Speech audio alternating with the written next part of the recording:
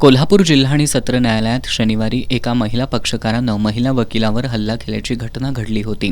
या घटनेच्या निषेधार्थ कोल्हापूर जिल्हा बार असोसिएशनची तातडीची सभा घेण्यात आली. या सभेत जिल्हा न्यायाधीशांनी घडलेल्या प्रकाराची दखल न घेतल्यामुळं त्यांच्यासमोर काम न करण्याचा निर्णय घेण्यात आला.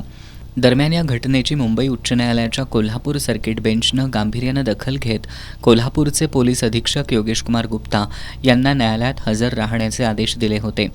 यावेळी न्यायालयानं घटनेबाबत जाब विचारत संपूर्ण प्रकरणाचे सीसीटीव्ही फुटेज सादर करण्याचे निर्देश दिले. तसंच न्यायालय परिसरातील सुरक्षा व्यवस्था वाढवण्याच्या सूचनाही पोलिसांना करण्यात आल्या. आज जिल्हा न्यायाधीशांनी बार असोसिएशनचे अध्यक्ष ॲडव्होकेट विजय पाटील यांना बोलावून काम बंद आंदोलन मागं घेण्याचं आवाहन केलं.